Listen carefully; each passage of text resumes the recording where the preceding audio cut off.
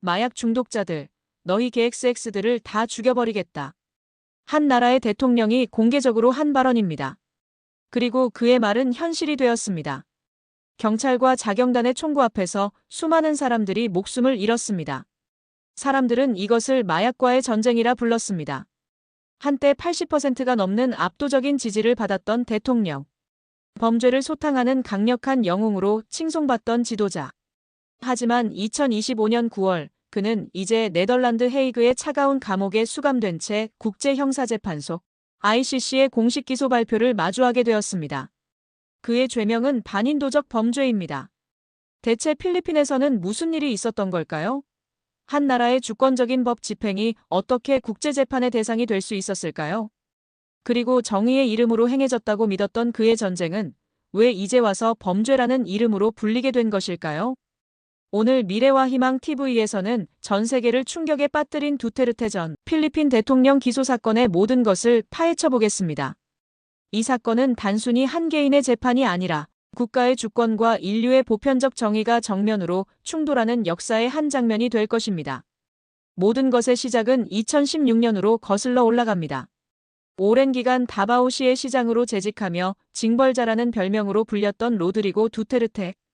그는 필리핀 사회를 병들게 하는 마약 문제를 6개월 안에 뿌리 뽑겠다는 파격적인 공약으로 대통령에 당선됩니다.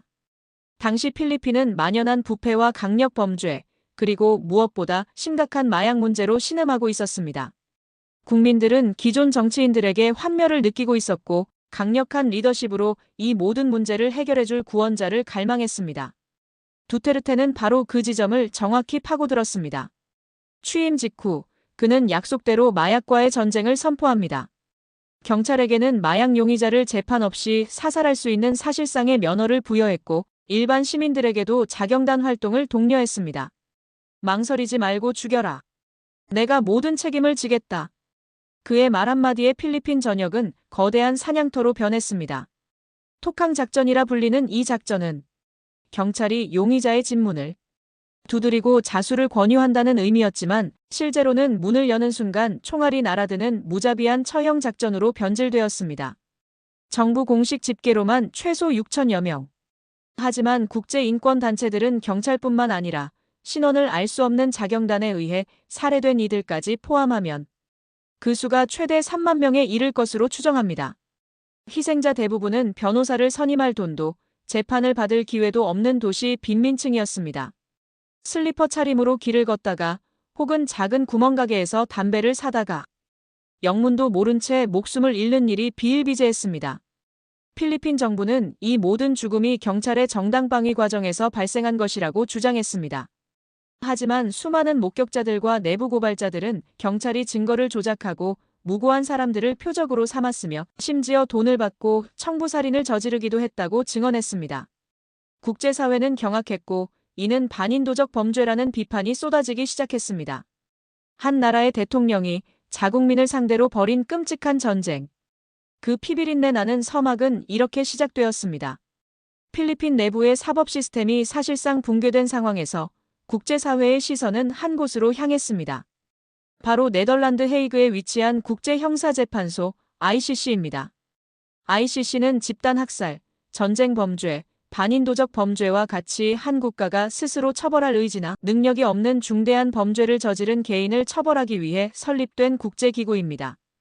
2018년 ICC의 파투 벤수다 당시 검사는 필리핀의 마약과의 전쟁에 대한 예비조사를 시작하겠다고 발표합니다.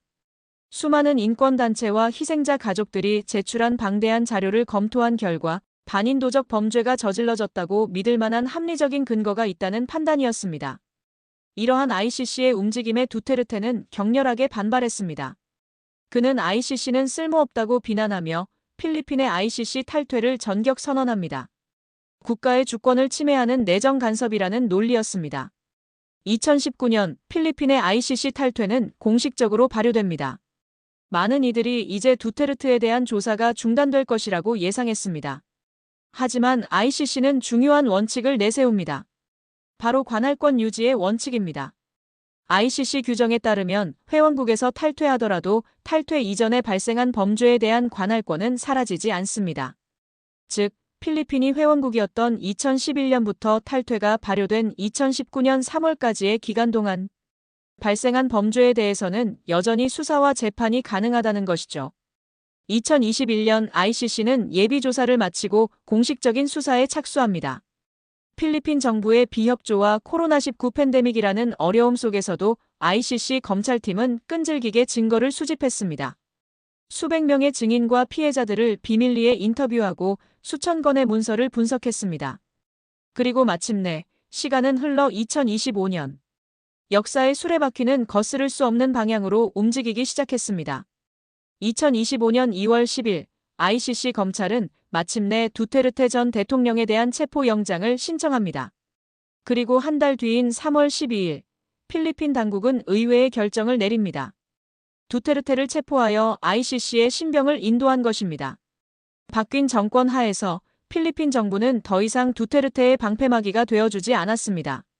결국 그는 대통령의 권좌에서 내려와 네덜란드 헤이그의 ICC 구치소에 수감되는 신세가 되었고 2025년 9월 23일 인류의 이름으로 그를 기소한다는 ICC의 공식 발표가 전 세계에 타전되었습니다. 그렇다면 ICC가 두테르테에게 적용한 구체적인 혐의는 무엇일까요? ICC가 공개한 기소장의 핵심 내용은 크게 세 가지 반인도적 범죄로 요약됩니다. 첫째, 살인입니다. 이는 가장 핵심적인 혐의로 두테르테가 대통령으로서 경찰과 자경단 등 국가 조직을 동원하여 마약 용의자들에 대한 광범위하고 체계적인 살해를 지시, 방조 또는 묵인했다는 것입니다. ICC는 이것이 단순히 일부 경찰의 일탈 행위가 아니라 국가 정책의 일환으로 자행된 집단적 공격의 성격을 띈다고 판단했습니다. 특히 희생자들이 어떠한 법적 절차도 거치지 못하고 즉결 처형되었다는 점을 매우 심각하게 보고 있습니다. 둘째, 고문입니다. 마약 용의자를 체포하고 신문하는 과정에서 자행된 수많은 잔인한 행위들이 이 혐의에 포함됩니다. 물고문, 전기 충격, 구타는 물론이고 심리적 압박과 모욕 등 인간의 존엄성을 파괴하는 모든 행위가 반인도적 범죄로서의 고문으로 규정되었습니다. ICC는 이러한 고문 행위 역시 두테르테의 용인하에 체계적으로 이루어졌다고 보고 있습니다. 셋째, 기타 비인도적 행위입니다. 이는 살인과 고문으로 특정하기는 어렵지만 민간인 주민을 대상으로 광범위하고 체계적인 공격의 일부로서 자행된 반인도적 행위들을 포괄하는 혐의입니다. 예를 들어 특정 지역 사회 전체를 잠재적 범죄자로 낙인 찍고 공포 분위기를 조성하여 일상적인 삶을 파괴한 행위 등이 여기에 해당될 수 있습니다. ICC는 특히 2011년 다바오 시장 시절부터 대통령 퇴임 직전인 2019년까지의 행적을 집중적으로 조사하여 그의 범죄가 일회성이 아닌 오랜 기간에 걸쳐 계획적으로 이루어졌음을 강조하고 있습니다. 두테르테 본인은 이 모든 혐의를 부인하며 나는 필리핀 국민을 위해 일했을 뿐이라며 이것은 명백한 정치적 박해라고 주장하고 있습니다. 이제 진실을 가리는 기나긴 법정 공방이 시작될 것입니다. 두테르테의 기소 소식에 필리핀 사회는 거대한 혼란과 분열에 휩싸였습니다. 그를 지지하는 사람들에게 두테르테는 여전히 나라를 구한 영웅입니다. 특히 그의 정책으로 범죄율이 감소했다고 믿는 서민층과 지지자들은 거리로 쏟아져 나와 두테르테를 석방하라고 외치고 있습니다. 그의 딸이자 현 부통령인 사라 두테르테는 아버지는 무죄라며 대규모 변호인단을 꾸리고 결백을 주장하는 여론전을 이끌고 있습니다. 반면 마약과의 전쟁으로 가족을 잃은 피해자들과 인권단체들은 비로소 정의가 실현될 기회가 왔다며 ICC의 결정을 환영하고 있습니다.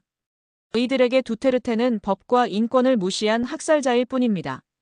필리핀 현 페르디난드 마르코스 주니어 정부는 법치주의를 존중한다는 원론적인 입장을 밝히며 한 발 물러서 있지만 두테르테 지지 세력의 거센 반발에 정치적 부담을 느끼고 있는 모습입니다. 국제사회의 반응도 엇갈립니다. 국제 앰네스티, 휴먼 라이츠 워치 등 대부분의 국제 인권단체들은 이번 기소를 정의를 향한 역사적인 진전이라며 크게 환영했습니다. 법의 심판을 피해갈 수 있는 권력자는 아무도 없다는 것을 보여준 중요한 선례가 될 것이라는 기대입니다. 하지만 미국과 중국 등 일부 강대국들은 다소 복잡한 입장을 보입니다. 이들은 원칙적으로 인권 존중을 이야기하면서도 한 국가의 전직 대통령을 국제법정에 세우는 것이 내정 간섭의 소지가 있으며 이는 각국의 주권을 약화시킬 수 있다는 우려를 표하기도 합니다. 이는 자국의 이익과 국제관계의 역학관계가 복잡하게 얽혀 있기 때문입니다. 이처럼 두테르테의 재판은 필리핀을 넘어 전 세계에 정의란 무엇인가 그리고 주권은 어디까지 존중되어야 하는가라는 무거운 질문을 던지고 있습니다. 강력한 정책에는 반드시 대가가 따른다. 오늘 우리는 두테르테 전 필리핀 대통령의 ICC 기소 사건을 통해 한 나라의 비극적인 역사를 되짚어 보았습니다. 마약이라는 사회악을 뿌리 뽑기 위한 강력한 리더십. 어쩌면 많은 필리핀 국민들이 원했던 모습이었을지도 모릅니다. 하지만 그 과정에서 법치주의와 인권이라는 인류의 보편적 가치가 무너졌을 때 그 결과는 수만 명의 죽음과 씻을 수 없는 상처로 돌아왔습니다. 이번 재판은 단순히 두테르테 한 사람을 단죄하는 것을 넘어 우리 모두에게 중요한 질문을 던집니다. 사회의 안녕과 질서를 위해서라면 개인의 인권은 어디까지 희생될 수 있는가? 한 국가의 주권적인 법, 집행과 국제사회가 추구하는 보편적 정의가 충돌할 때 우리는 어떤 가치를 우선해야 하는가? 아마 이 질문에 대한 정답은 쉽게 찾을 수 없을 것입니다. 하지만 분명한 것은 국가라는 이름으로 자행되는 폭력에 대해 국제사회가 더 이상 침묵하지 않겠다는 의지를 보여주었다는 점입니다. 두테르테의 재판은 앞으로 수년간 이어질 것입니다. 그 기나긴 과정 속에서 부디 희생자들의 눈물이 조금이나마 닦이고 필리핀 사회의 찢긴 상처가 아물 수 있기를 바랍니다. 그리고 우리 스스로에게 질문을 던져보았으면 합니다. 더 안전한 사회를 만들겠다는 명분 아래 우리도 모르게 누군가의 희생을 강요하고 있지는 않은지 말입니다. 미래와 희망 TV였습니다. 감사합니다.